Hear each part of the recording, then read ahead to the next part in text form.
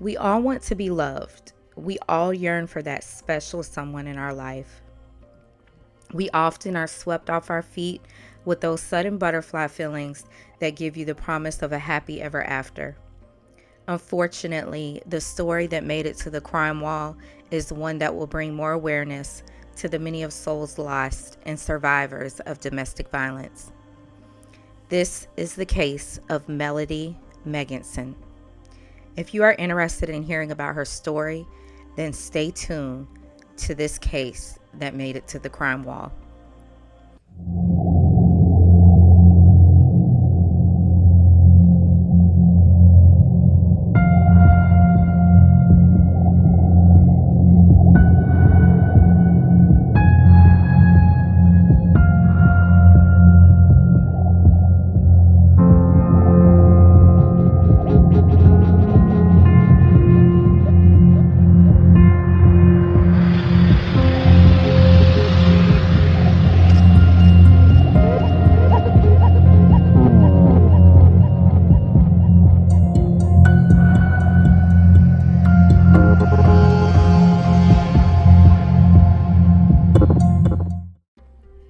Melody Megginson was an outgoing, beautiful girl with hopes and dreams, but now she is unfortunately visibly marked with the pain and scars of domestic abuse.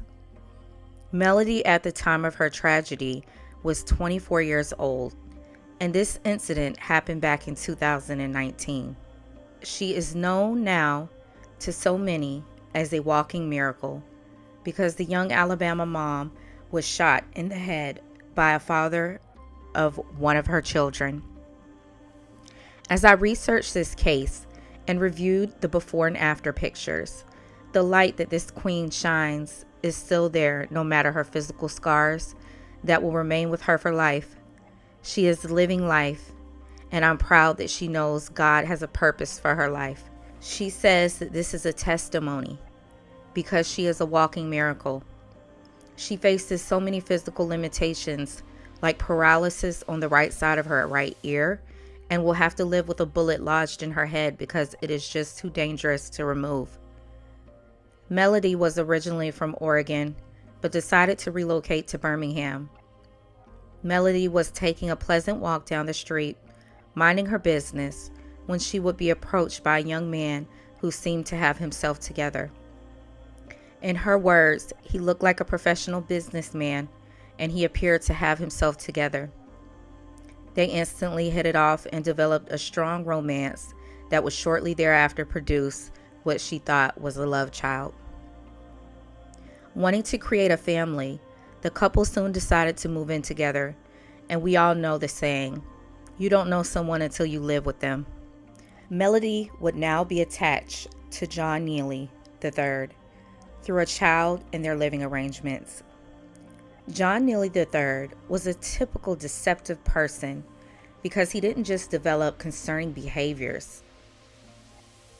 He was currently out on bail due to a capital murder charge. One thing my sister and I have always done is we will research a person thoroughly, but some people give others the benefit of the doubt. Unfortunately, this is what Melody did with the father of her new child. He started to become extremely overpossessive, demanding her to be home at certain times and not a second late. According to articles, Melody states that she knew the relationship was feeling extremely toxic, and she started to develop her exit plan. This plan would be the straw that broke the camel's back for the now triggered John Neely III.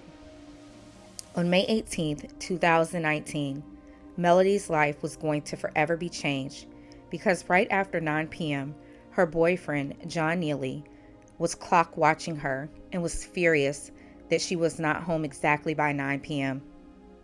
She was abruptly awakened by John, who smelled like alcohol, as he held a gun in her throat and demanded her to get into a truck.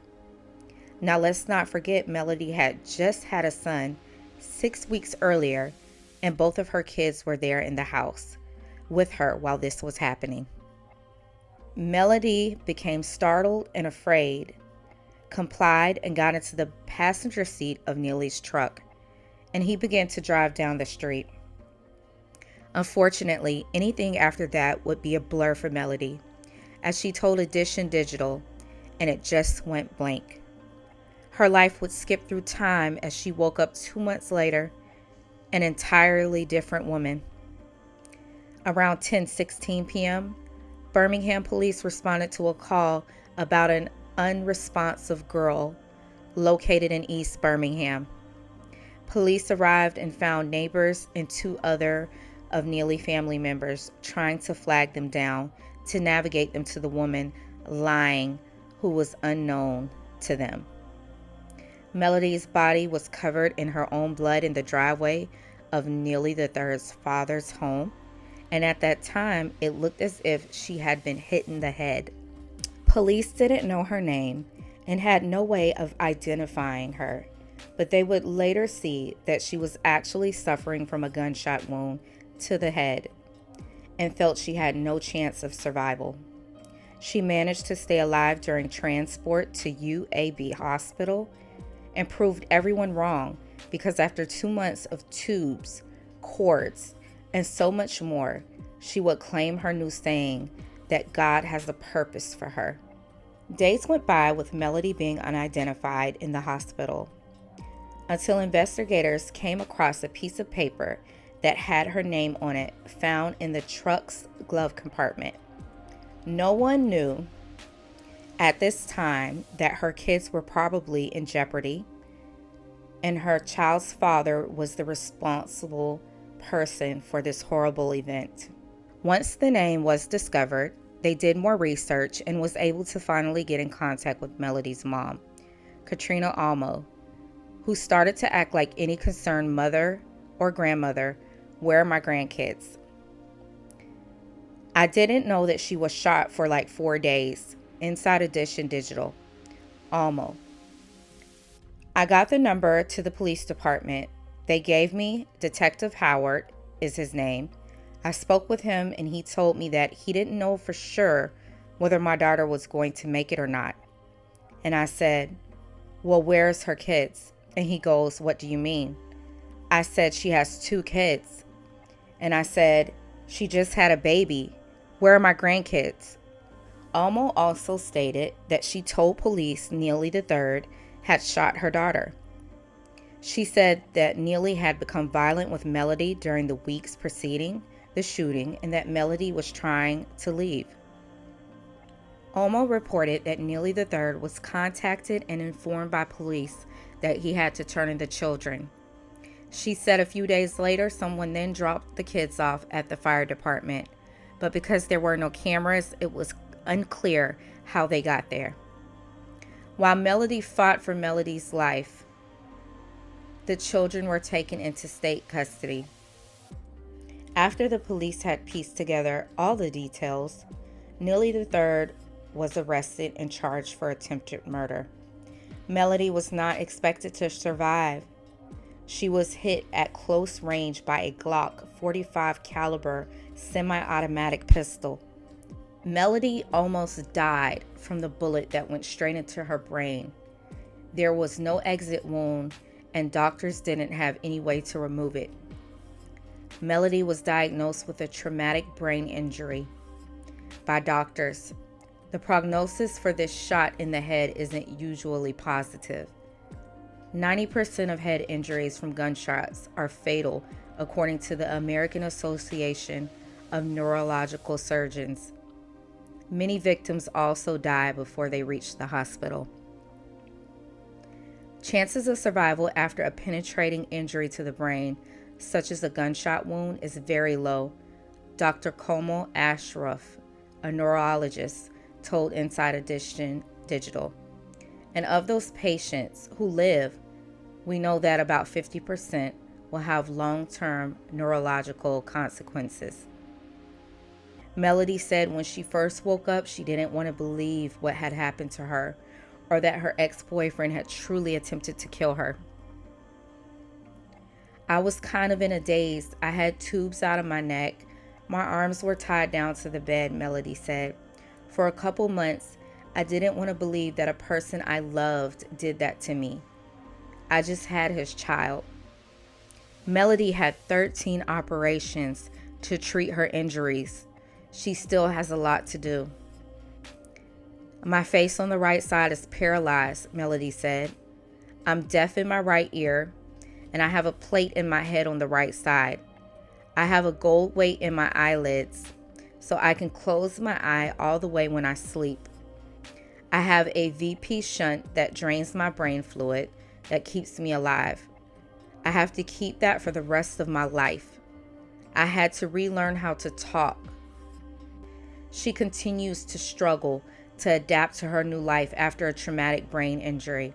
She gets frustrated more easily, but it's something she has had to work on. She has also experienced night terrors and seizures.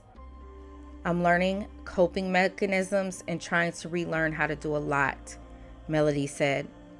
Her right side is rotting because of the gunshot wound. It's painful, and Melody is hoping to be able to get the money to have it fixed. It's something insurance won't cover, and she's hoping to not have to get dentures at 26 years old. It's also taking her time to build up her confidence again. Melody is raising money via a GoFundMe. She will be able to pay her medical bills.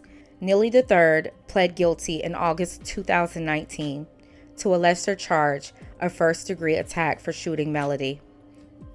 He was sentenced to 25 years.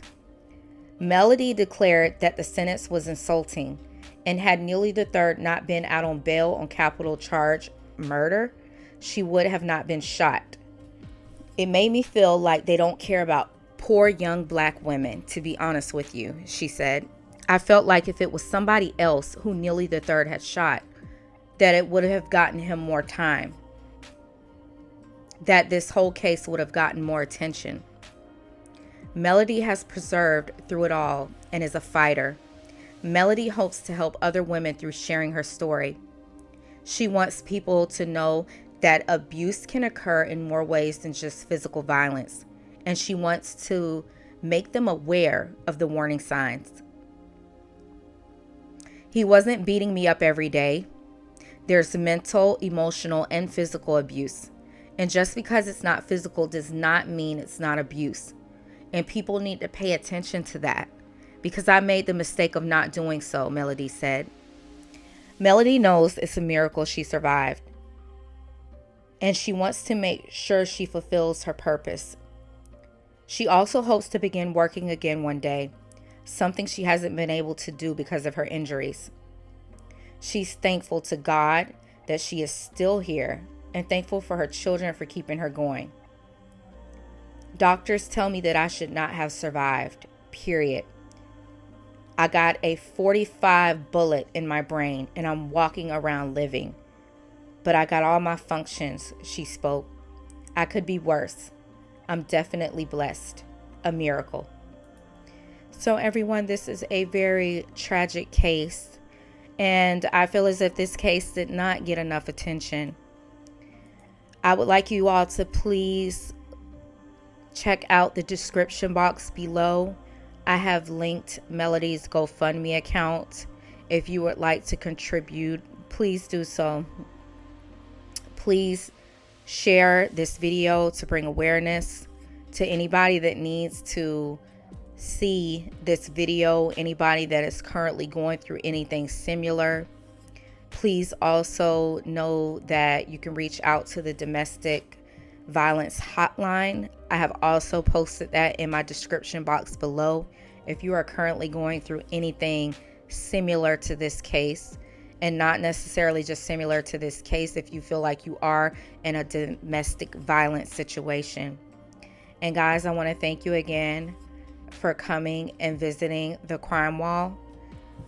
Again, please be sure to like, comment, and subscribe, and don't forget to share our videos.